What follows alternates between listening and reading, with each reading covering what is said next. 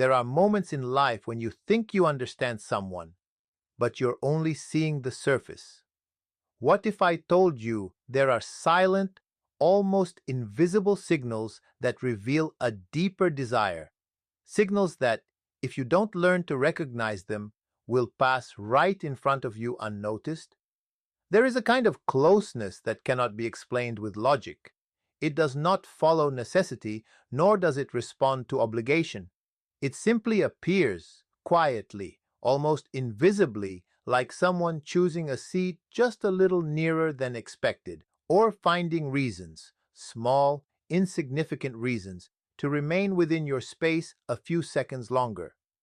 On the surface, it may seem accidental, a coincidence shaped by circumstance. But when it repeats, when it becomes a pattern rather than an isolated moment, it begins to speak a language of its own. A language that does not ask for attention, yet reveals intention. Human beings are careful with distance. Even in crowded places, we instinctively manage how close we allow others to be. There is an invisible boundary that we rarely cross unless we feel safe, curious, or drawn toward someone. When a person chooses to step inside that boundary without urgency, without a clear external reason, it suggests something internal is guiding that movement. It is not about convenience. It is about presence, about wanting to exist within the same space, sharing the same air, even when nothing demands it. This kind of proximity often disguises itself as something casual. A brief touch while passing an object, standing shoulder to shoulder when there is more than enough room elsewhere, leaning in slightly during a conversation that could easily happen at a distance. These gestures are subtle enough to be denied, even by the person expressing them, yet they carry a quiet consistency, and consistency is rarely accidental. It is built from repeated choices, from an underlying motivation that finds expression not in declarations but in movement. There is also a certain hesitation within this closeness, a delicate balance between approaching and retreating. It is not a bold invasion of space, but a cautious exploration of it, a testing of limits, as if asking a question without words. Is this distance acceptable? Can I come a little closer?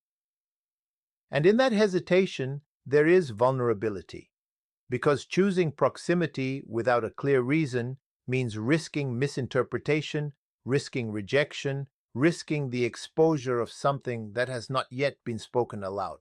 At times, this closeness becomes more evident in moments where it is not required at all, situations where distance would feel natural, even expected, yet the person remains nearby. Not speaking much, not doing anything particularly noticeable, just there. Presence without purpose. And yet, that presence itself becomes the purpose, because when someone repeatedly chooses to be near you, even in silence, it reveals a form of attention that goes beyond curiosity. It reflects a desire to be part of your immediate world, even in the smallest, quietest ways. It is important to understand that this kind of behavior is rarely conscious in a fully deliberate sense. People do not always decide, step by step, to move closer. More often, they feel something they cannot easily name, and their body responds before their mind has time to organize it into clear intention. That is why these signals are so easy to overlook, because they are not loud, not obvious, not declared. They exist in the space between actions, in the choices that seem too small to matter, until you begin to see them not as isolated moments, but as a pattern of quiet movement toward you. There is something profoundly revealing about the way a person looks at you, especially when that look lasts just a little longer than expected. Eye contact, in its simplest form, is ordinary. People look at each other all the time, out of politeness, attention, or simple acknowledgement. But when a gaze lingers, when it stretches beyond the socially comfortable limit, it begins to carry a different weight. It stops being routine and becomes intentional, even if that intention is not fully conscious. Most people are trained, almost instinctively to break eye contact after a certain amount of time. It is part of an unspoken social rhythm. Look, connect briefly, then look away. This rhythm maintains comfort, keeps interactions balanced, and prevents the exposure that prolonged eye contact can create. So, when someone disrupts that rhythm, when they hold your gaze for just a second longer than necessary, it creates a subtle tension, not an uncomfortable tension, but one that invites awareness. It makes you notice, even if you cannot immediately explain why. That extra second is where meaning begins to form. It is not dramatic, not exaggerated, but it is enough to suggest that something deeper is happening beneath the surface. In that moment, words become secondary. The eyes do not simply observe, they express. They reveal curiosity, interest, and sometimes even a quiet admiration that the person may not yet be ready to articulate. It is a form of communication that bypasses the need for explanation and goes directly to perception. There is also a certain vulnerability in sustained eye contact. To truly look at someone without immediately turning away requires a willingness to be seen as well. It is an exchange, not a one-sided act, and in that exchange, there is exposure. Because the longer you hold someone's gaze, the harder it becomes to hide what you are feeling. Even if the person is not consciously aware of their emotions, their eyes often reveal what their words do not. A softness, a focus, a stillness that would not exist if the connection were purely casual. Sometimes this lingering gaze appears in unexpected moments, a pause in conversation where neither person speaks, yet neither looks away. A glance that returns more than once, as if the first was not enough, or a look that begins casually but then deepens, becoming more present, more attentive, as if time briefly slows down within that connection. These moments are easy to dismiss individually, but together they form a pattern, a quiet repetition that signals intention without ever declaring it openly. It is also important to notice the context in which this eye contact happens. When someone consistently finds your gaze in a room full of people, when their attention seems to return to you even when there are many distractions around, it suggests a focus that is not random. Attention is a resource, and where a person chooses to place it often reflects what matters to them, even if they have not consciously admitted it to themselves. There is a delicate balance in all of this, a subtle interplay between holding and releasing, between connection and retreat. Because just as the gaze lingers, it eventually breaks. And in that breaking, there is often a trace of hesitation, as if something unfinished remains within the moment. That unfinished quality is what gives lingering eye contact its depth. It is not about staring or intensity alone, but about the quiet persistence of attention, the way one look leads to another, and how, within those brief seconds, something unspoken continues to grow beneath the surface without ever needing to be named. There is a quiet kind of attention that does not announce itself, that does not demand recognition, yet reveals more than grand gestures ever could. It appears in the way someone remembers the smallest things about you, things you may have mentioned in passing, without emphasis, without the intention of being remembered at all. A favorite drink, a casual preference, a story you told once and then forgot.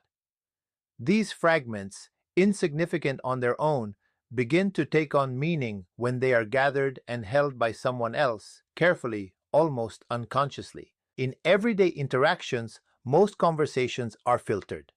People listen just enough to respond, just enough to maintain the flow, but not enough to retain the details that do not immediately serve a purpose. Memory, in this sense, becomes selective, guided by relevance and necessity. So when someone remembers what seems unnecessary, it suggests that their listening is different. It is not functional, it is attentive, not driven by obligation, but by a genuine interest that extends beyond the surface of the conversation. This kind of attention often reveals itself in subtle ways, They might bring up something you said days or even weeks ago, something you did not expect anyone to recall, or they may anticipate your preferences without asking, choosing something for you that aligns perfectly with what you once mentioned casually.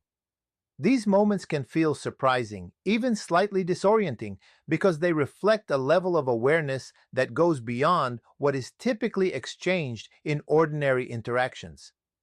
There is also an emotional layer behind this attention. Remembering details requires more than just hearing. It requires presence. It means that in the moment you were speaking, the other person was not distracted, not waiting for their turn to talk, but fully engaged with what you were sharing. And that engagement leaves an imprint. The detail becomes connected to a feeling, to a sense of interest that makes it worth keeping. It is not about the importance of the information itself, but about the importance of the person who shared it. Sometimes, this attention is expressed through questions that seem small but carry depth, asking about something specific in your life, following up on a detail you mentioned before, showing curiosity about aspects of your experience that others might overlook. These questions are not random. They are built on what has already been observed and remembered. They create a sense of continuity, as if the connection between you is not limited to isolated conversations, but extends across time, linking moments together in a quiet, consistent thread. There is also a certain care in how these details are handled. They are not used to impress or to draw attention to the act of remembering. In fact, they often emerge naturally without emphasis, as if it were the most normal thing in the world to remember such things. And that is what makes them meaningful. Because when attention is genuine, it does not need to prove itself. It simply exists, expressed through small, thoughtful gestures that accumulate over time. This accumulation is what transforms something simple into something significant. A single remembered detail might be coincidence, but many remembered details form a pattern. And within that pattern, there is a quiet message. You are being noticed, not just in what you choose to show, but in the parts of yourself that you reveal without thinking. It is a form of recognition that goes beyond appearances or immediate impressions, reaching into the subtle, often overlooked aspects of who you are, and holding them with a kind of care that does not need to be declared in order to be felt. There is a kind of laughter that cannot be measured by the quality of a joke or the cleverness of a remark. It does not depend on humor as much as it depends on connection. It emerges naturally, almost unexpectedly, as if something within the person has found a reason to respond, even when there is no obvious reason to do so. This laughter is not calculated, not forced, and not performed for the sake of politeness. It simply happens, and in that spontaneity, it reveals something deeper than amusement. In most social interactions, laughter follows a predictable pattern. Someone says something funny, and others respond accordingly.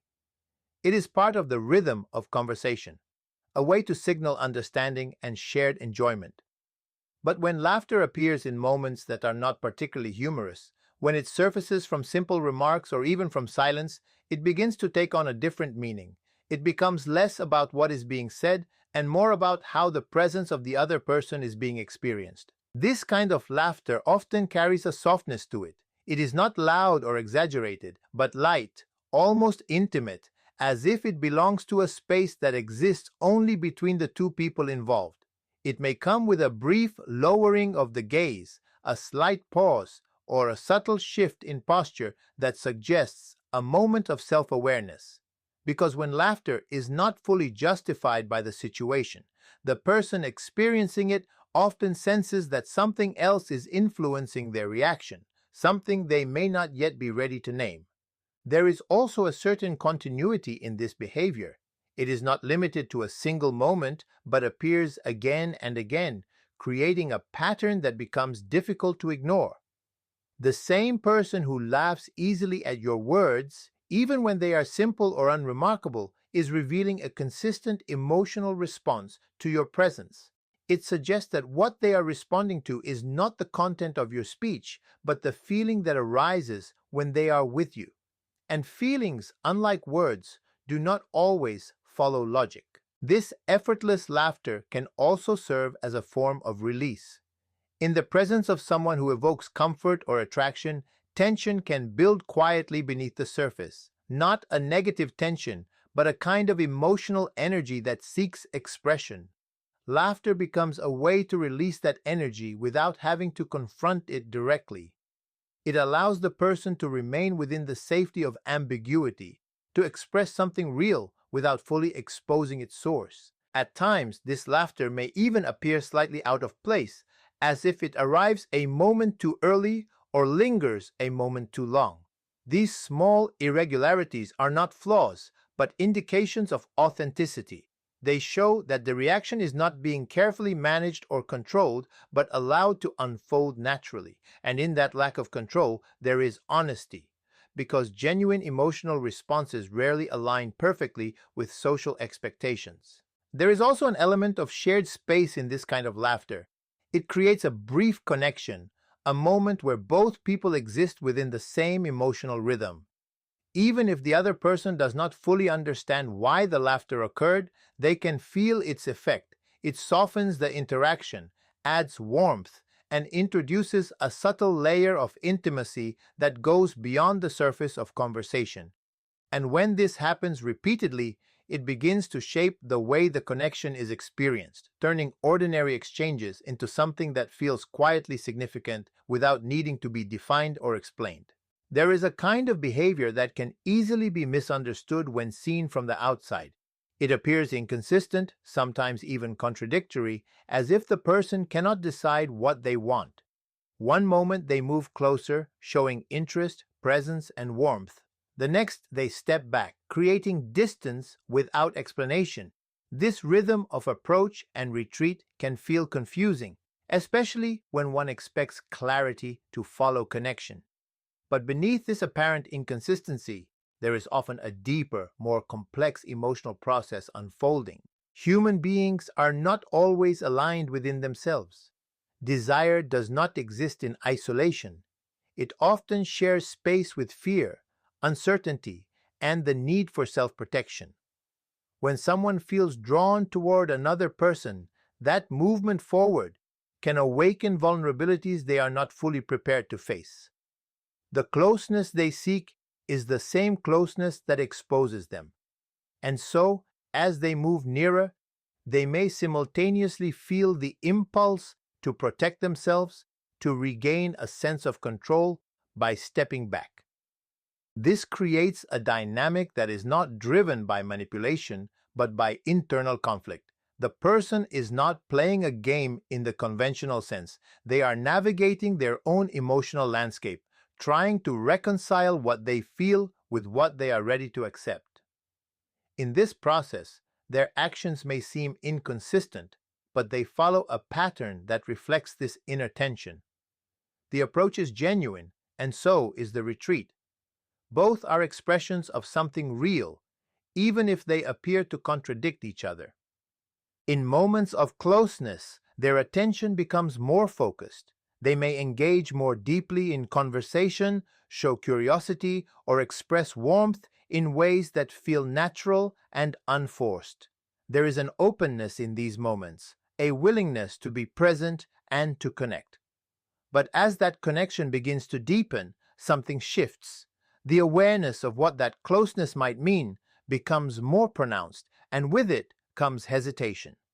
The person may withdraw slightly, not necessarily physically, but emotionally, becoming less expressive, less available, as if trying to create space where there was none before. This withdrawal is often subtle.